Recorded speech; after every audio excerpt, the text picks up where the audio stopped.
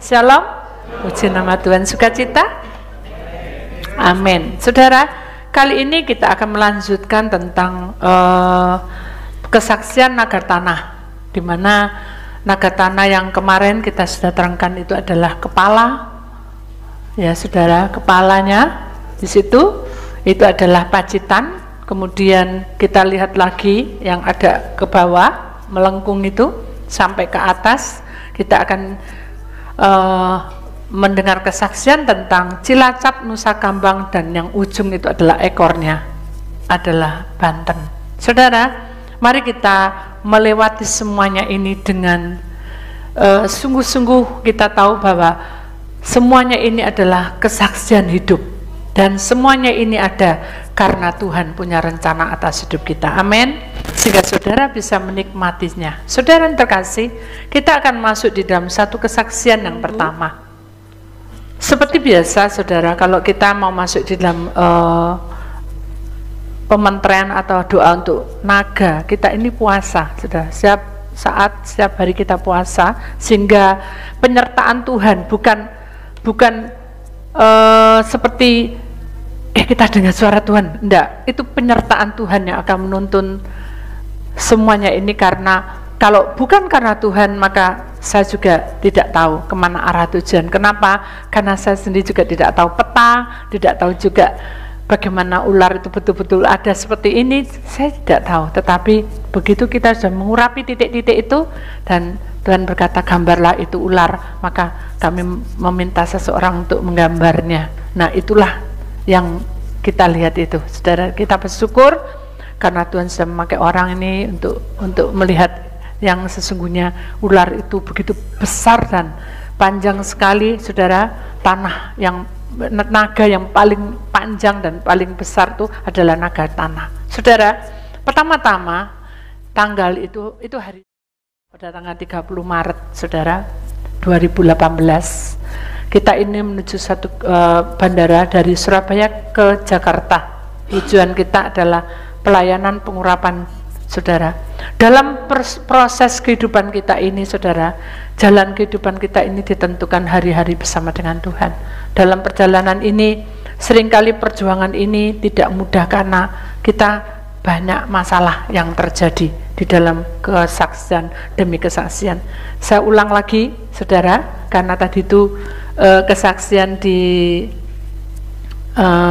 Banten. Ini kita masuk di badannya atau punggung ekor naga itu, di punggung naga itu, saudara. Hari itu saya menuju ke Jogja, saudara, bukan ke Surabaya, ke Jakarta, maaf. Dari Jogja baru kita ke Cilacap, baru kita ke Nusa Kambang. Nah, pada saat itu saya memang benar-benar tidak tahu prosesnya, tetapi pada waktu sampai di Jogja pada jam 14.51 saya lagi berpuasa dan langsung menuju ke sebuah pantai, saudara, dan pantai yang namanya Pantai Gelaga. Saya juga tidak tahu Pantai Gelaga itu mana, tapi saya berusaha untuk bertanya pada supirnya, dan dia berkata, oh ada Bu, Pantai Gelaga itu ada, ya. Dengan perjalanan itu, saudara, semalam saya diingatkan oleh Tuhan agar kita tahu bahwa ini akan mengalami suatu bencana yang besar kalau ular ini tidak diselesaikan. Jadi pada saat itu saya merasa bahwa ini adalah suatu tugas yang berat. Kenapa? Karena saya tidak tahu arah tujuan, dan Tuhan hanya mengatakan bahwa kamu harus ke Pantai Gelaga, dan jarak dari Jogja ke Cilacap itu memang agak jauh, saudara.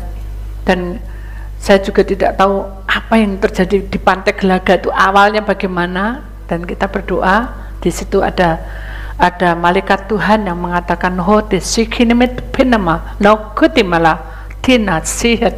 kamu akan menemukan satu pantai namanya Pantai Gelaga di situ, tetapi kamu harus mencari gunung itu. Dan saya lihat di situ dan berkata, ada 3 gunung yang ada. Ternyata ketika kita bertemu dengan seseorang dan kita tanya di daerah antara Jogja dan Cilacap ini apakah ada gunung yang 3 gunung itu. Oh ada Bu katanya, dan saya melihat petanya ternyata ada Gunung Sumbing, ada Gunung Sindoro, dan juga ada Gunung Dieng. Roh Tuhan berkata dengan kuat dengan para malaikatnya, tarik itu dengan segitiga Mbakku. Akhirnya dengan peta itu saya dapat, saya suruh orangnya untuk menarik segitiga, saudara, dan saya menemukan aliran laut itu, namanya Pantai Gelaga.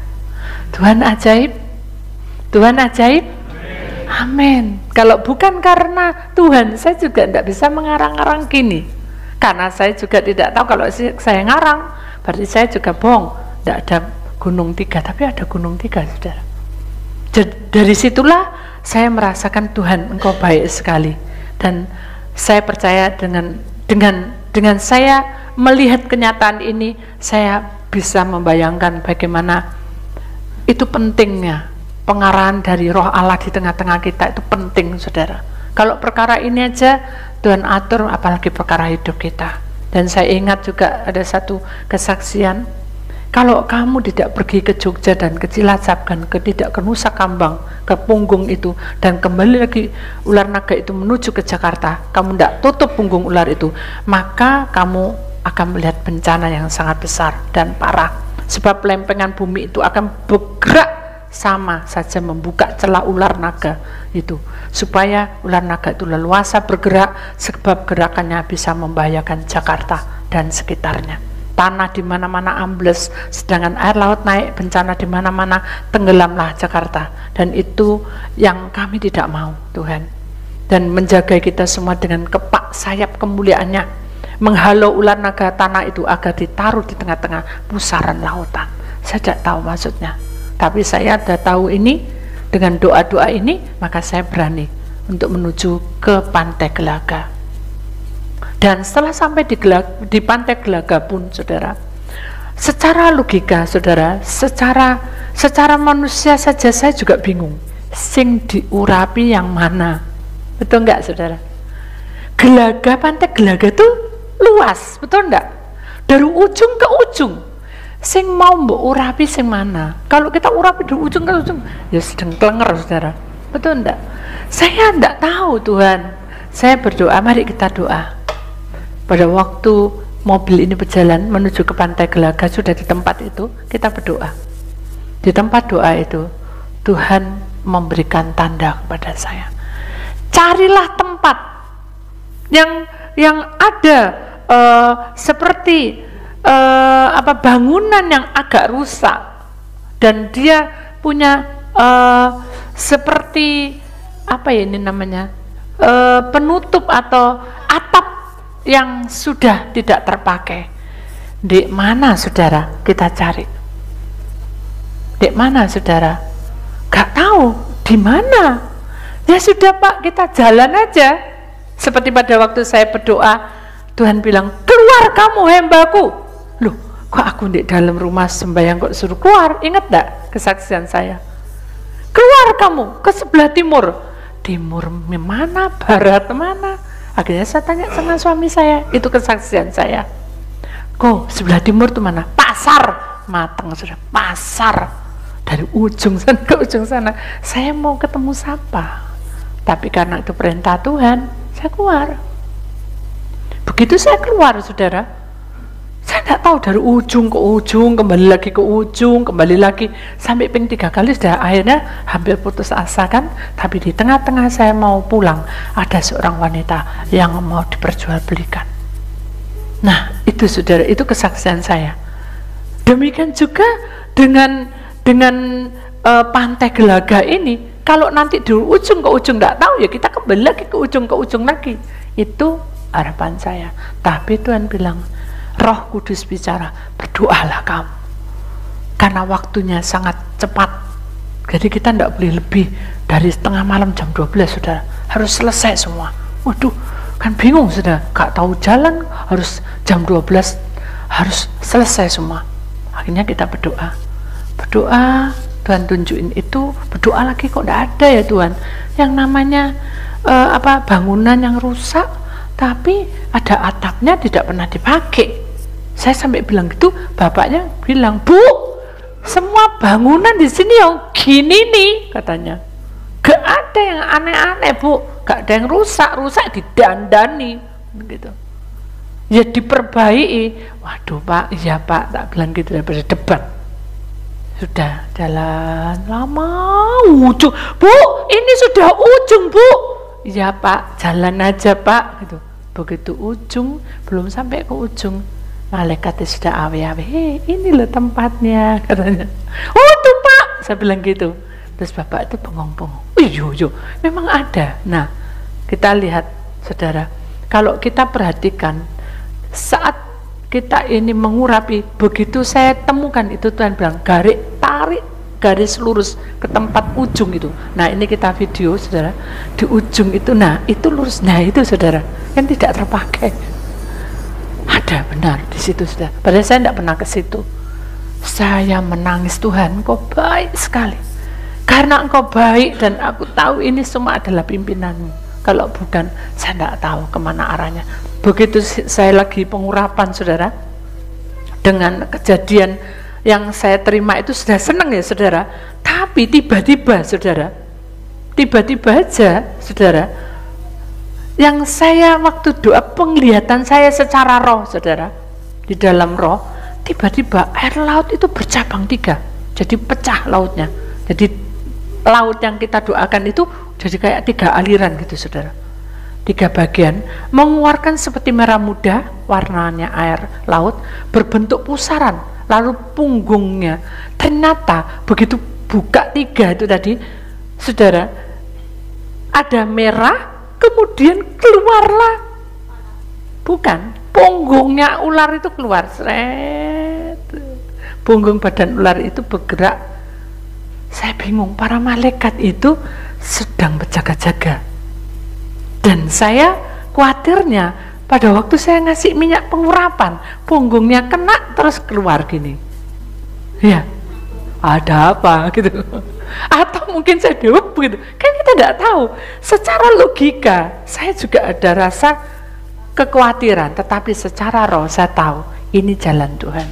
Jadi pada waktu naga itu punggungnya keluar itu, saudara, kurang lebih ya 5 meter itu, saya 5 meter itu berapa ya, saudara, segini ya, 5 meter lebih lagi ya, tinggi sekali, jadi ndangak gitu, saudara, 5 meter ya, serem sudah, punggungnya itu, wah, banyak lumut-lumutnya. Dari lumut-lumut itu berbaunya juga tidak seberapa amis, tapi sudah tak pikir itu wis gak pas gitu. Jadi lumut itu paling menjijikkan, betul enggak? Kalau kita lihat rumah ada lumutnya, takut ada ulet, ada apa. Nah, saya ada perasaan seperti itu. Tetapi di tengah-tengah itu, saudara, di tengah-tengah saya melihat itu punggungnya sedang bergerak ke atas, maka para malaikat itu mendekati punggung itu, memegangnya dengan kuasa Allah. Jadi malaikat itu memegangnya, jadi seperti kayak lakukan di film-film itu, saudara. Begitu dia berkuasa, Allah itu kan menciptakan langit dan bumi, dia berkuasa, digeserkannya badan ular itu tadi, saudara, ke arah di mana tadi tiga yang pecah tadi, saudara, itu ternyata lempengan bumi saat itu juga bergerak, jadi ditenggelamkannya di situ. Dan pada saat itu juga sisik-sisiknya itu lembut sekali, penuh dengan lumut. Tetapi karena malaikat itu berjaga-jaga, sehingga kita merasa aman dan lebih lega.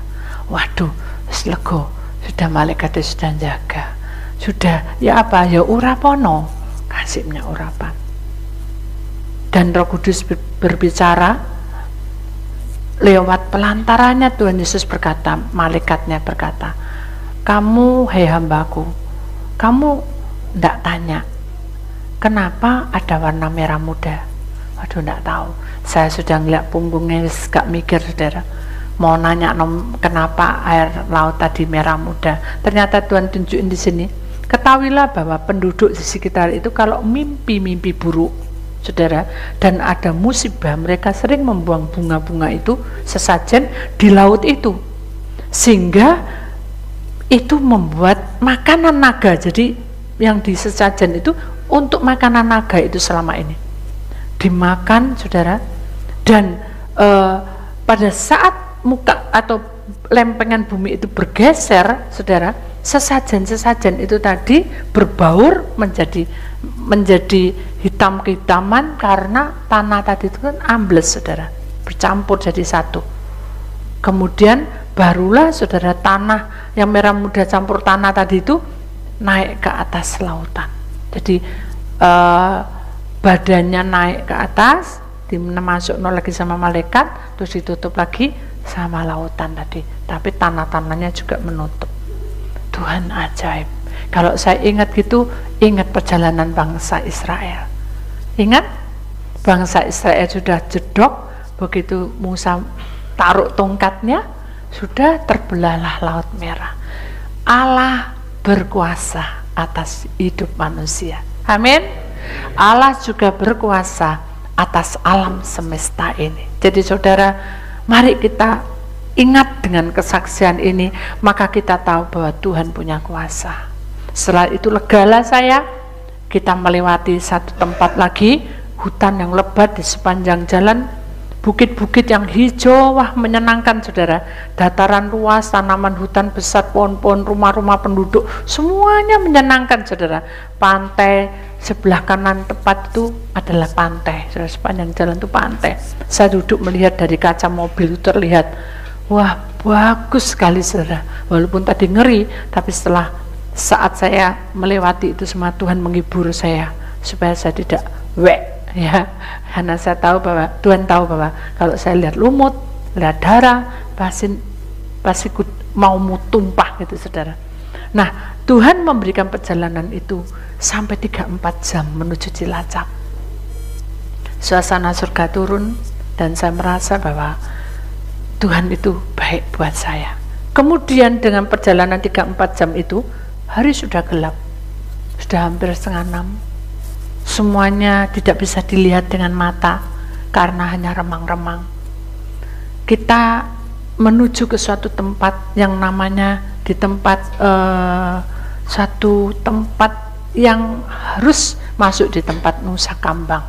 Nah, saudara, kalau hidup kita, perjalanan kita ini kalau mungkin agak sorean dikit, mungkin kita bisa masuk ke sana. Tapi karena posisi kita ini sudah agak malam, jadi kita surat izin segala macam ini sudah sangat sulit, saudara.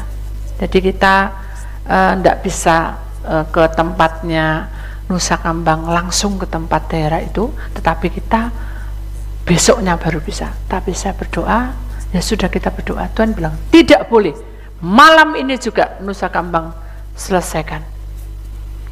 Aduh, ya apa ya Tuhan, nyelesaikno itu kan tidak mungkin, Tuhan. Tapi saya harus tahu bahwa rencana Tuhan itu di atas segala-galanya. Akhirnya saya berdoa, kita berdoa terus, saudara, karena perjalanan ini kan tidak mungkin, kita itu tidak mungkin melewati semua itu, tetapi Tuhan itu punya kuasa atas kehidupan kita. Akhirnya Tuhan bilang, sudah, kamu tidak usah pusing-pusing, besok tidak apa-apa, tapi kamu harus pergi ke tempat daerah yang alirannya sealiran dengan Nusa Kambang. Nanti ini diselesaikan, besok kamu harus ke Nusa Kambang. Baik, ternyata ada namanya Pantai Teluk Penyu, saudara. Dan Pantai Teluk Penyu ini di Cilacap. Pada waktu perjalanan ini, saudara, saya tahu bahwa Pantai Teluk Penyu ini sudah gelap posisinya. Jadi pada waktu sampai tidak ada apa-apa. Dia bilang, supirnya, ini loh Bu, namanya Pantai Teluk Penyu. Kok kayak gini gitu, kok rasanya juga tidak pas. Saya berdoa, kita berdoa lagi, kita berdoa, Tuhan, apa yang harus kita lakukan? Kita menyembah, memuji, tidak ada jawaban. Kita menyembah, memuji, ya apa nih Tuhan? Tetapi Tuhan berbicara lewat gerakan daripada mulut saya sendiri. Jadi kalau tadi kan, oh dipikir-pikir, terus Pak, gitu. Saya langsung gitu.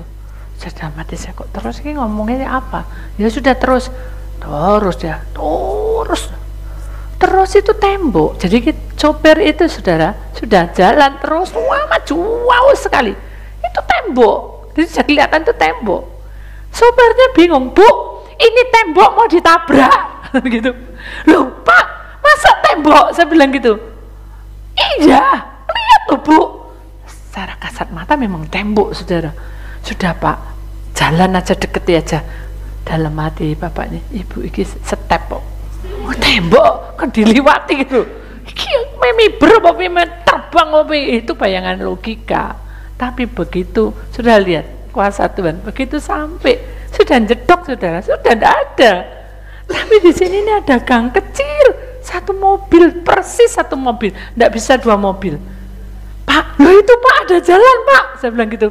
Ibu ini ngerti ya, begitu. Saya bilang, loh bukan saya Pak, maksud saya itu kan ada jalan Pak. Ya Bu, ya. Gelap loh Bu. Ya enggak apa-apa Pak, kan ada lampu. Ya. Terus si yang apa nemani saya, Ibu, kita enggak punya senter. Enggak punya sentolop. Enggak apa-apa. Terus satunya lagi, kan bisa pakai anunya HP. Oh ya. Terus yang supirnya, segini gedenya pakai senternya HP, amblas katanya. Katanya enggak terang gitu loh maksudnya. Ya udah, sudah Bu ini mau kemana katanya. Sudah Pak berhenti aja Pak, itu loh Pak di tempat kayak posyandu, itu bukan posyandu Bu, itu jualan lelang ikan. Ya wes sakar Pak, pokoknya berhenti di situ. Karena situ kita enggak tahu. Udah berhenti, mantap sekali saya. Mantep itu turun tuh mantep. Begitu turun tuh malaikatnya sudah bisi, hai hambaku, ya puasa kan ini, ya tahanlah nafasmu. Ada apa? Suruh nahan nafas. Saya malah kebalik, tak ambil nafas dalam-dalam. Gitu saudara, begitu. Wamis, aduh, langsung teng, sudah mau gitu saya. Waduh, Tuhan ini ada apa? Kok wamis ini? Ternyata penduduk situ tuh bilang sudah 2-3 bulan ini itu air itu sudah berbau amis sekali. Tak tahu kenapa. Waduh, mari kita berdoa. Yang nemeni saya tuh, mari Bu, sudah nada lain. Mari Bu kita berdoa. Iki pasti sisi yang odek ini itu dalam hati dia juga bayangkan, saya juga bayangkan. Ya mari kita doa di mana? Di sana di ujung, ujung situ. Ya, yang deketi saya kan ada 4 saudara. Perempuan 2, lakinya 2. Bu, di sana Bu. Ini yang laki sana Bu.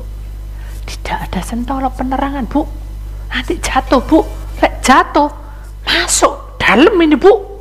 Ya, enggak apa-apa Pak, kita jalan aja pelan-pelan. Ya, aku di sini ya. Aku di sini ya. Kita berdua perempuan cuanan tuh.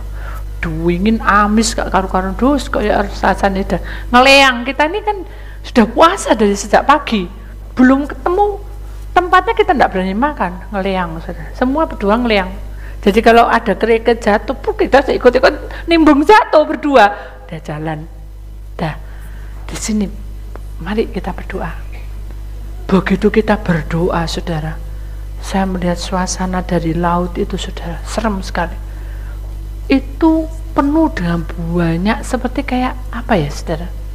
Saya ingat itu seperti kayak binatang yang warna merah hijau tuh, apa ya tuh? Sing berbunyi ngung gitu lah. Itu kan ada ya. Apa tuh? Sambar lilen atau apa? Itu gilap-gilap itu banyak. Saya lihat ini pasti sisik. Wah, rasanya naga ini ada di dekat kita nih. Itu bayangan kita saudara. Kita doa dalam nama Tuhan, dalam nama Tuhan. Saat kita berdoa, kita lewati itu semua. Tidak ada apa-apa, tidak kelihatan apa-apa. Kita taruh terus. Oh, sudah lega saya. Wah, suasananya memang serem, mencekam. Ternyata memang ular itu sering ternyata ular naga itu sering memutahkan tuh saudara. Jadi makanan itu sering itu dikeluarkan dan berbaunya mesti tidak pas tuh.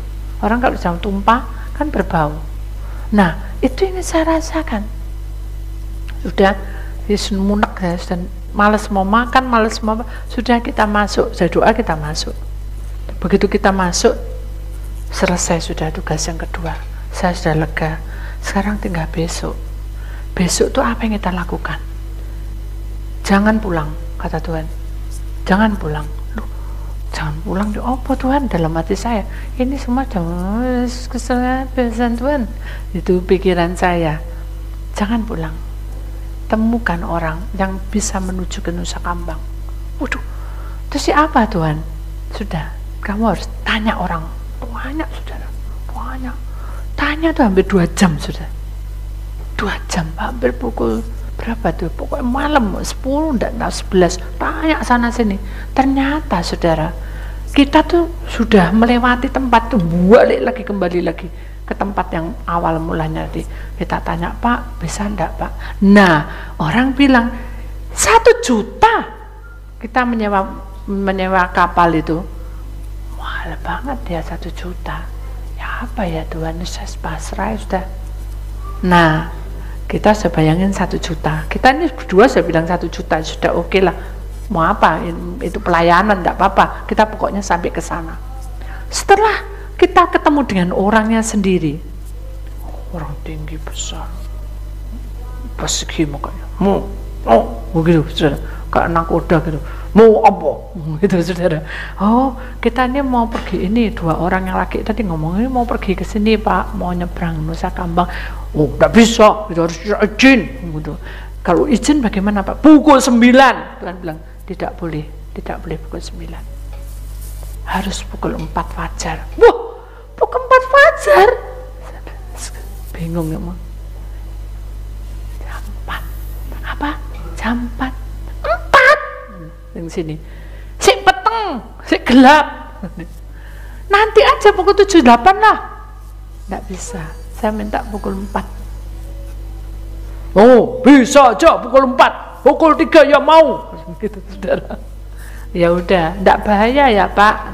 Nggak, lautnya lagi nggak bergelora Pak, nggak bergelombang tinggi, nggak. Bagus ini, belum terang bulan katanya. Oh ya, belum bulan purnama. Ya, wah kita aja. Berapa Pak? 300. Wah, puji Tuhan. Seneng kita senyum-senyum puji. Kita ke hotel ketawa semua, semua 4 tuh ketawa. Seneng dah. Mereka bisa makan, saya nggak bisa makan. Karena amis tadi, aduh, nggak bisa makan dah. Munek-munek nggak karuan. Sudah lemes dah. Udah makan aja Bu, pucet dah, tidak tahu bes pokoknya tidur. Belum tidur Tuhan kasih sesuatu. Saya tuh sebelum berangkat ke tempatnya daerah di mana kita mau pengurapan, saya kan ada di suatu tempat makan dulu baru puasa.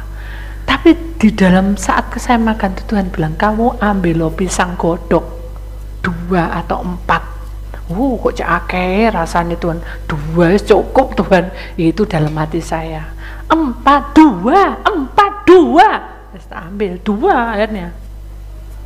Nah pada waktu saya pucat-pucat di hotel, Tuhan ingat pisang, baru inget, oh iya aku punya pisang. Buka, aduh kok cuma 2. Nah tadi kan bilang 4 toh, kamu minta 2 toh, siapa yang ngambil keputusan? Kamu minta 2 toh, aku suruh 4 toh, minta 2 toh, ya makan. Kruk masih lapar, cuma 2 soalnya. Kalau 4 pas saudara, ya sudah minum aja yang kenyang, tidur. Tidak boleh ngomel saudara. Kadang kita juga gitu toh, tidak boleh. Kita harus begini, kita tidak lakukan. Akhirnya kan Tuhan bilang, loh siapa yang melanggar. Nah hal itulah sering terjadi dalam kehidupan kita semua. Akhirnya pukul 3 saya sudah dibangun nih. 3:30 sudah siap-siap. 3:30 seneng saya, seneng kita tertawa-tawa. Oh dari 1 juta jadi 300, seneng kan? Sudah ayo, mari kita berangkat. Mana Pak perahunya? bayangan saya, bayangan kita semua, perahunya tuh yang besar, perahu kotok besar, dan ada atapnya yang besar, kan aman, betul enggak? Kira-kira segini besarnya, kan enak gitu.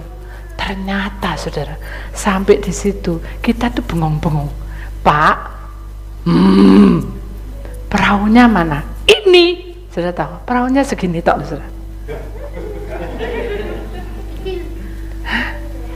Pak, kita ini berlima, katanya yang itu, yang ngikuti saya 5. Saya besar, dia besar, ibu ini besar. Oh, dalam hati saya ini juga besar. Kira-kira perahunya tidak begini ya Pak? No, kita takut dengan dia. Justru kita takut dengan dia. Waduh ya apa ya, si ini sudah, aku udah mau, ibu aja yang berangkat, itu aman, nanti biar tidak bergoyang-goyang terlalu banyak, nanti kelelep katanya, tenggelam. Sudah, gini-gini dia. Saya berdoa lagi, saya tidak mau. Ayo kita doa. Kita takutnya tuh kalau salah gitu loh perahunya. Doa, Tuhan ini apa? Apa yang saya lakukan? Tuhan tunjukkan semuanya. Bukan, hei ini gini. Hati saya damai. Ya apa? Saya doa. Saya damai kok Bu. Katanya. Ya apa? Damai. Ikhlas, damai? Ya. Saya harus tanya. Karena jangan sampai pada waktu kita naik perahu, kita bingung, akhirnya monteng semua sudah. Ya apa tak tanyai semua. Oke, mau berani. Yang laki-laki jawab berani. Iya, sedangkan kita ya. Satunya ya. Ibu berani, saya berani. Pada perempuan ya saudara. Yes. Duduk tuh juga bingung, turun tuh goyang-goyang. Kamu di mana? Aku di sini. Kamu di mana? Aku di sini. Sampai Pak Emar dapat turun. Saya bilang, Tuhan, kenapa saya harus naik perahu kayak gini? Dan bilang apa? Sudah tidak ada waktu. Harusnya tadi malam. Kalau kamu sebentar lagi kamu tidak ke sana, kamu yang akan celaka. Karena lempengan bumi itu nanti aku tunjukin, itu buka. Kamu akan masuk ke situ nanti. Tidak boleh lebih dari jam 8. Waduh, ini jam berapa ya? Bingung. Mbak, ini jam berapa? Dia bilang, oh ini masih jam 4:30. Oh ya sudah, cepetan. Saya sudah duduk. Tapi tak lihat muka mereka itu seperti orang ketakutan. Saudara. Kosong pandangannya. Semuanya. Udah, jalan. Udah, berangkat? Ya. Tarik gini, gredek, duduk kan, jalan. Sudah tahu, sampai di tengah-tengah, tidak ada tepian sama sekali, di tengah-tengah. Saya bayangkan ya, di tengah-tengah, berhenti mesinnya, mati. SMS, ini jangan dilanjutkan katanya, berbahaya. Karena awan sudah gelap, sebentar lagi hujan turun, matilah kita. Saya tahu dia pasti ketakutan, saya juga takut. Tuhan, ini apa?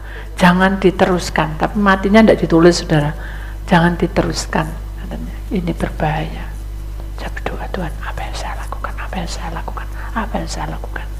Tuhan bilang apa? Tahu saudara? Apa?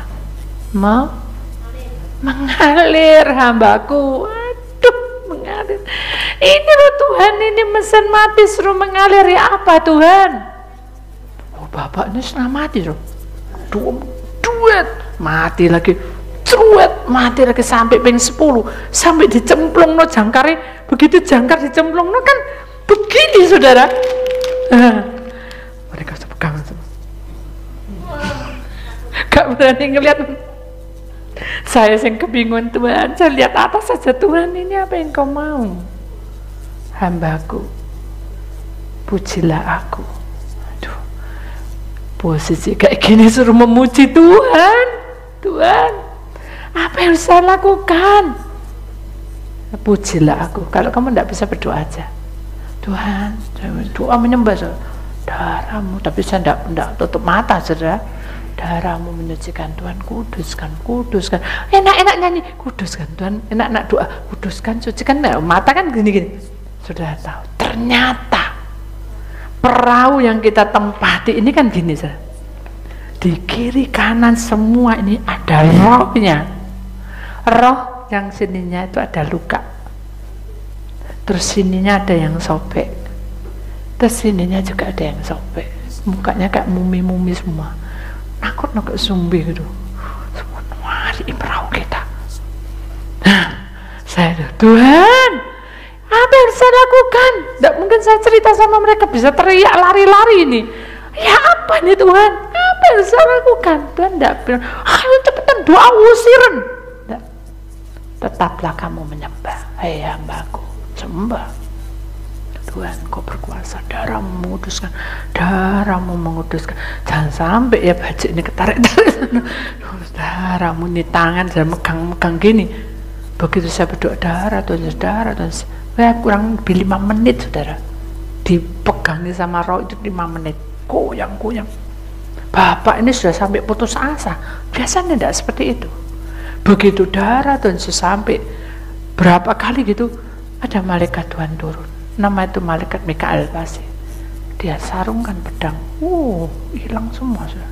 Begitu hilang semua, harus jalan terus. Aduh, kita sudah deg-degan sudah. Terus sudah jauh sekali. Bu, ya sudah sampai kah? Belum. Saya bingung. Kok ya nggak tutup, nggak sampai Tuhan kok nggak bilang berhenti itu ya apa? Dan bilang daripada kamu mikirin itu nyanyi. Akhirnya saya menyanyi sudah. Saya memuji-muji Tuhan, dan saat saya memuji-muji Tuhan, ada ikan tuh melompat-lompat, saudara. Dan saya bilang, loh kok lucu ya ikannya bisa melompat-lompat. Akhirnya mereka semua tidak tegang. Mereka itu melihat ikan lompat-lompat itu, mereka mulai menyanyi memuji Tuhan. Itu kesaksian yang membuat saya tidak terlupakan. Ternyata kalau kita itu mencintai Tuhan sungguh-sungguh, kuasa Tuhan itu bekerja. Itu saudara. Ikan itu melompat-lompat itu tidak kelihatan, saudara. Sayangnya saudara. Jadi ikan itu dari sini melompat semua. Semuanya pengen megang. Mereka tidak takut lagi. Dan matahari sudah mulai terbit dan tidak gelap seperti tadi, menyeramkan. Jadi di saat itulah saudara saya tahu bahwa di tempat Nusa Kambang ini juga sangat mengerikan, saudara. Di tengah-tengah laut itu Tuhan berbicara, sudah hambaku, sudah sampai di sini kamu berhenti. Saya bilang, berhenti di mana Tuhan? Tuh ada tanda di situ, aku kasih seperti kayu. Oh mana? Oh ya ada di situ. Saya bilang, Pak, itu ada kayu tuh. Oh Bu, itu batasnya Bu, itu batas Nusa Kambang, kita tidak boleh masuk Bu. Oh ya sudah, tidak apa-apa, di situ aja Pak. Begitu sampai, Tuhan bilang, kamu maju lagi 3 meter lagi. Waduh, kan berarti melanggar. Ya apa nih Tuhan? Sudah, maju aja Pak. Ya wis, aku berani. Maju kurang lebih 2-3 meteran, baru kita mengurap. Dan saat dalam pengurapan itu saudara, saya tahu bahwa badan naga itu betul-betul besar dan sangat penuh dengan lumut. Yang kalau tadi itu kan kelihatan hanya sebagian, ini besar. Jadi ini punggung yang bagian tengah itu besar sekali badannya. Dan saat itu keluar bergerak, saudara. Dengan bergeraknya itu saya tahu bahwa bentuknya tuh kayak gua, sampai gedenya tuh kayak gua bulat gitu, besar gitu. Dan saat itulah para malaikat berkata, aku akan memasukkan kamu ke dasar bumi. Jadi tiba-tiba lempengan bumi itu kita merasakan getaran itu pada waktu di perahu itu. Jadi kayak ada yang bergeser turun. Ternyata lempengan bumi dibuka lebar-lebar. Dan kita ini ada seperti di tempat segitiga tuh saudara. Jadi kita itu, saya bisa melihat, tapi mereka kan enggak. Saya bisa melihat, ngeri sekali, jurang besar sekali. Itu ular digeserkan itu, dimasukkan ke situ. Setelah kita ngurapin, barulah kita meninggalkan tempat itu. Dengan meninggalkan tempat itu, kita sudah lega. Satu lagi yang belum terselesaikan, menutup ekor naga itu. Kita harus pergi ke dermaga Merak. Nah, tapi sebelumnya kita melewati ini, saudara, rawa-rawa ini. Waduh, saudara, teriakan roh-roh itu, woi, aku doakan, woi. Pokoknya di tempat rawa-rawa ini banyak suara-suara yang sangat mengerikan. Saya sampai berdiri semua, bulu kuduk saya bilang, Tuhan, Engkau berkuasa, biar matahari makin terbit, biar percaya, biar terang. Saya bilang gitu, terangi Tuhan, tempat ini terangi, dengan kuasamu terangi. Mereka tidak tahu, tapi saya yang kelihatan tuh ngeri, saudara. Itu saya kelihatan terang, makin kesana makin terang, tadi gelap gitu. Dari situlah saya tahu penyertaan Tuhan itu luar biasa di tengah-tengah hidup saya. Kemudian saya tahu bahwa itu adalah suatu janji Tuhan bagi orang-orang pilihannya. Dia menuntun saya menuju kebenaran. Akhirnya kita tiba, saudara, di satu tempat di mana kita dari Cilacap ke Jogja dan kembali ke Jakarta. Kita ke Jakarta, saudara. Dari perjalanan saya Cilacap Jogja, terus kemudian kita ke Jakarta. Jogja ke Jakarta kita naik pesawat, kemudian kita menuju langsung ke dermaga Merak. Kita bisa masuk karena kita harus menutup ekor itu. Ketika kita melihat kejadian itu, saya tahu bahwa ini adalah sesuatu yang tidak menyenangkan, tetapi saya harus lewati.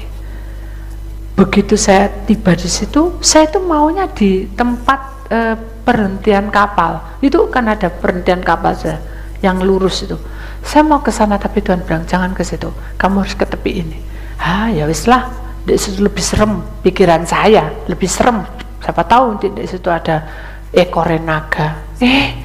Begitu saya doa di pinggiran, saudara, ternyata ekor naga itu persis di depan saya.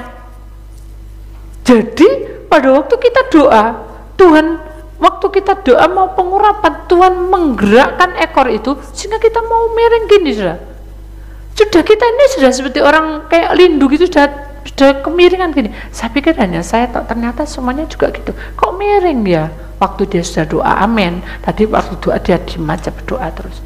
Miring. Coba kalau ekor naga itu dikibaskan kepada kita sudah terlempar, terpental di tengah lautan. Entah kemana nasib kita. Tuhan dahsyat di tempat ekor itu.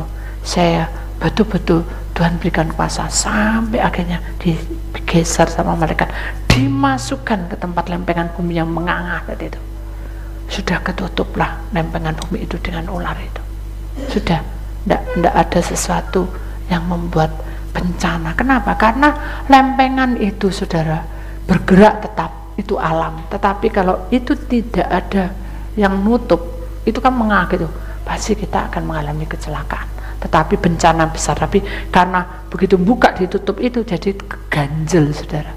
Nah, Tuhan itu bicara seperti itu. Jadi saya lebih lega, Tuhan mengangkat saya untuk masuk. Walaupun para malaikat itu mengangkat lempengan bumi itu, mengangkat naga itu diarahkan ke lempengan bumi, goncangan itu berdiri seperti kita jatuh, tapi Tuhan tetap berbicara, no deceiver, aku menyertai kamu.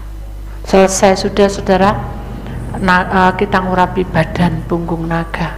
Ini suasana, saya berdiri di samping yang tadi tanah tadi. Nah, ini suasananya di dermaga Merak. Kita masuk langsung lanjut ke tempat Banten supaya sudah selesaikan hari ini karena besok saya di Australia. Saudara, biar kita bisa tahu bahwa Tuhan punya rencana. Di Banten pertama-tama, saudara, hari itu adalah 30 Maret 2018, kita menuju Bandara Surabaya ke Jakarta dengan tujuan pelayanan saya adalah masuk ke Banten. Banten itu adalah ekornya itu yang dilingkari itu dengan spidol merah. Kita naik pesawat kurang lebih pukul 7, langsung kita menuju ke Banten. Di dalam perjalanan Tuhan berkata, kamu harus masuk dalam tiga jalan, tikungan jalan. Ternyata kita juga menemukan 3 tikungan itu, dan kita mulai menghitung 1, 2, 3. Pada saat kita menghitung pertama, oh ini dekat kantor polisi, dekat pasar kecil, kita mulai menemukan. Kemudian mobil kita melaju terus, saudara. Perjalanan kita melaju ke tikungan selanjutnya. Kedua, kita itu menemukan sesuatu yang sangat mengerikan. Apalagi ke tikungan ketiga, saudara. Bahwa di situ itu jalan yang kita injak itu buka semua secara roh, buka semua, saudara. Jadi jalan itu sangat menakutkan buat saya. Karena apa? Karena dalam proses kehidupan kita tidak pernah menemukan jalanan yang seperti itu. Jadi kita tahu bahwa kalau prosesnya seperti ini, siapa yang mau? Kasihan. Ini pasti sesuatu yang terjadi mengerikan. Kalau itu ambles, berarti kita akan mengalami bencana alam. Jadi tanah yang dalam roh itu buka seperti ini, saudara. Jadi saya sangat ngeri Tuhan, jangan sampai Tuhan ya, mobil kita kepelintir masuk ke situ dan kita tidak bisa jalan. Tolong Tuhan kuatkan supaya saya tidak salah. Tuhan bilang terus saja lewati 12 anak sungai. 12 anak sungai, jauh ya. Sudah dihitung nih, ketemu sungai 1, sungai 2, sungai 3, sungai 4, terus saudara. Setelah sampai ke 12, ke angka yang 12, saudara, tanah itu betul-betul namanya jalan raya petir, saudara. Semuanya retak di bawah tanah itu sampai ke desa Pasar Peti, Serang, Banten, itu namanya. Dan yang saya lihat di ujung-ujungnya itu kelihatan sangat menyeramkan. Kenapa? Karena kalau kita goyang, naga ekor itu goyang, pastilah saudara akan hancur semuanya. Dan kami masih menuju ke pedesaan, di tikungan itu kelihatan dalam roh bahwa tanah itu benar-benar sudah membuka, sudah lebar sekali, saudara, 0,5 meter sampai 1 meter. Itu sudah membuka semua yang kita datang itu, saudara. Dan kita melewati pasar lagi, di tikungannya tajam, mengikuti terus di lokasi. Memang tidak akan terjadi banjir, tetapi kedalaman desa itu cekung. Jadi aneh, tanahnya itu cekung gini. Namanya jalan raya sampai kampung Cikalung, kecamatan Cikulur. Kita masuk hutan, di tengah-tengah hutan perjalanan kita masuk hutan, tiba-tiba dihadang oleh ular belang dalam roh, hitam dan kuning, 30 cm, banyak sekali. Jadi sopir ini tidak bisa jalan, saudara, wabot katanya. Kita doa, Pak. Begitu doa, Tuhan singkirkan itu ular. Dan saat ular itu disingkirkan, kita menemukan lokasi namanya Kecamatan Cikalur, Desa Muara 2. Dan kita bersyukur, karena apa? Karena Tuhan sudah memberikan semuanya ini tepat pada waktunya. Dan saat itulah saya menemukan satu tempat lokasi yang sangat tidak terduga di dalam desa yang terpencil. Di situ, saudara, ada sesuatu yang tidak diduga. Ada aliran laut, saudara, bukan aliran sungai, aliran yang arahnya ke laut. Luar biasa. Tuhan menuntun hidup saya itu luar biasa. Sehingga saya menemukan itu, tetapi sebelumnya saya naik di tanjakan yang tinggi dan Tuhan bilang, kamu jangan takut anakku, karena di tempat itu kamu akan menemukan jembatan, dan jembatan itu adalah memorimu yang lama. Ya, aku tahu Tuhan, tapi tidak mungkin ya separah itu. Ternyata jembatan itu ngeri, saudara. Dia hanya diikat dengan tali kawat yang kecil tipis-tipis gitu, saudara. Nah, itulah yang membuat kita khawatir. Karena apa? Karena kalau saya menaiki jembatan itu hanya 3 orang, tetapi yang kita jalani itu 5 orang masuk situ semua. Tidak sadar kita kalau itu melanggar. Untung kok tidak jatuh itu, saudara.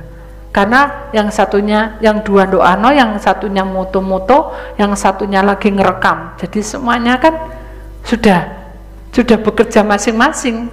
Karena itu kan juga untuk supaya kita bisa membuat kisah seperti ini. Jadi di tempat jembatan ini, saudara, ada banyak hal yang terjadi di tengah-tengah kita, bahwa jembatan yang kita lihat ini adalah jembatan yang tidak untuk umum.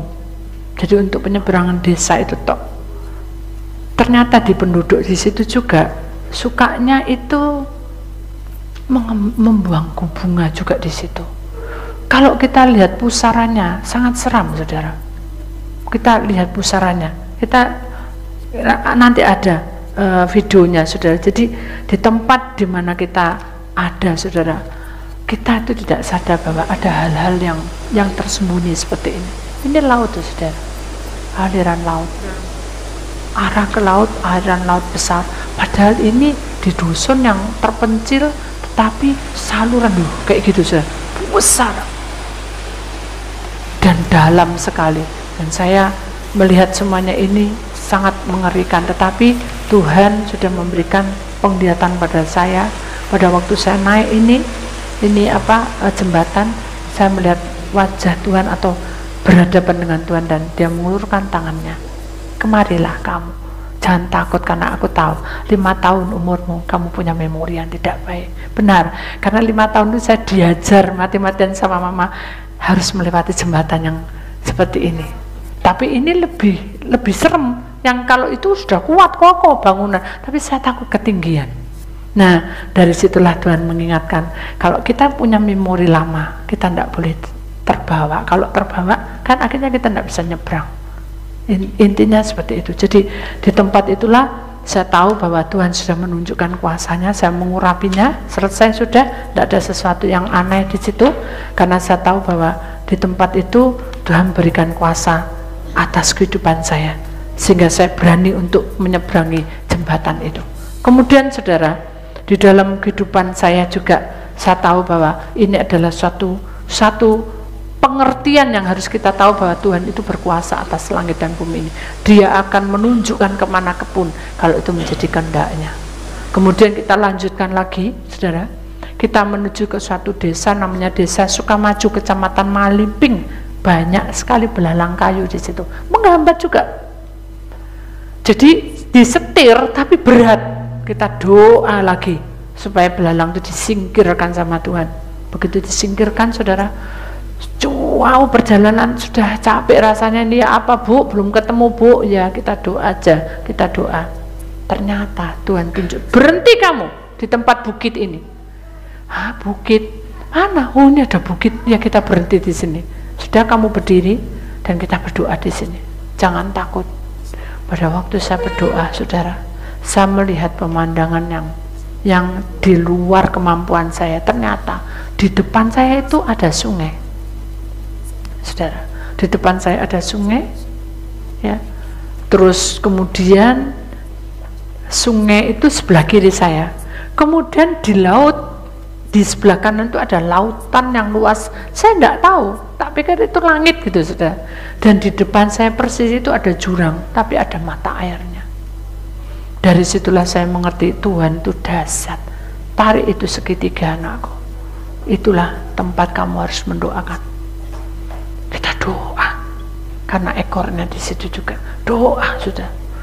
Pada waktu doa, saudara tahu ini sudah melorot saudara. Kita ini mau jatuh ke jurang itu, rasanya sudah gelundung-gelundung gitu sudah.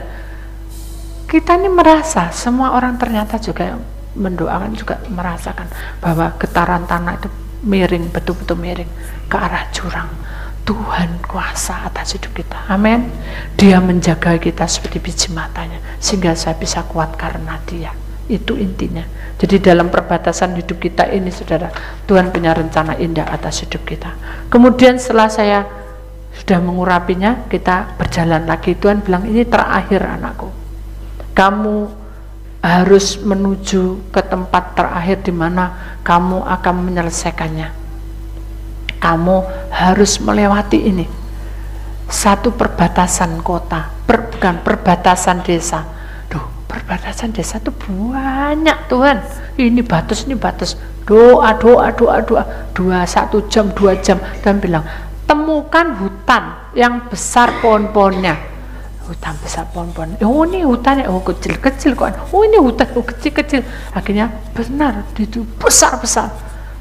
Kita sudah bengong, kok besar ya hutannya, pohonnya besar-besar. Kita berhenti kan karena capek. Kita sudah gini-gini. Ternyata di sebelah saya itu ada batas kota. Batas desa. Oh, ini apa? Kita ketemu batas desanya. Oh, ini apa yang Tuhan cari? Secara Tuhan secara tidak terpikir Tuhan sudah sediakan. ketika kita capek, Tuhan ini loh tempatnya. Kita doa di perbatasan itu. Kita menutup semuanya itu. Kenapa? Karena Tuhan punya kuasa atas kehidupan kita. Jalan hidup manusia itu ditentukan oleh Tuhan. Amin. Hidup kita ini ditentukan oleh Tuhan supaya perjalanan kita ini tidak menjadi rapuh. Jalan hidup kita. Jadi inilah tempat di mana kita mengurapi terakhir, saudara. Itu namanya perbatasan desa Jalan Citepus. Dan Tugu Batas desanya namanya Desa Jalan Citepus juga. Lucu ya, jembatan di situ namanya Cikendit di perbatasan juga. Jadi Tuhan memberikan yang terbaik dalam hidup kita. Inilah perjalanan saya yang terakhir, di mana di Banten ini, saudara, kita selesaikan. Sudah selesai semuanya, ada kepala, ada badan, ada ekor. Jadi semuanya sudah tuntas. Di Indonesia ini ada 4 naga. Nanti kita akan terangkan. Yang penting serang naga tanah sudah selesai, saudara. Dan besok saya akan melanjutkan, saudara, di satu tempat di luar negeri di mana kita akan masuk untuk mengurapi naga. Dan saudara, kita akan masuk dalam firman Tuhan lebih dulu supaya saudara juga tahu bahwa firman Tuhan itu sangat berguna buat kita semua, dan kita sadar bahwa langkah kita sebagai orang pilihan Allah, kita harus masuk di dalam kebenaran Tuhan, dan kita tahu rancangan Tuhan itu indah pada waktunya. Kita akan buka dalam satu firman Tuhan, saudara.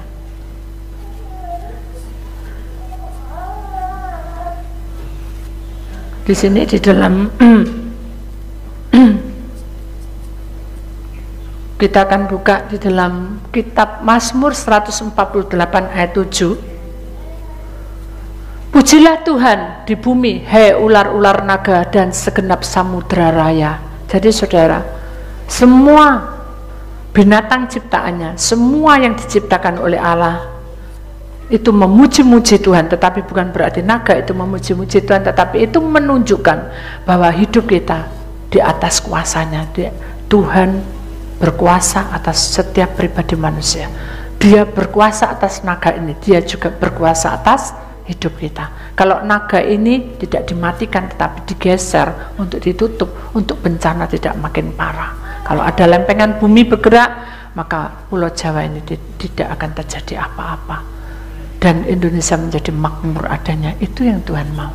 Demikian juga kita sadar bahwa naga itu adalah sesuatu yang kita tidak suka, tetapi justru kita harus sadar dengan kejadian ini kita tahu bahwa Tuhan itu sangat mengasihi manusia di muka bumi ini.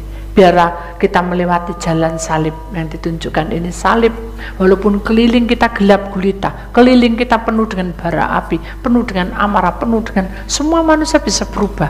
Setiap manusia, kita mengandalkan manusia percuma, kita akan mengalami banyak luka. Tetapi ketika kita punya Tuhan, Tuhan akan bekerja di tengah-tengah kita. Amin.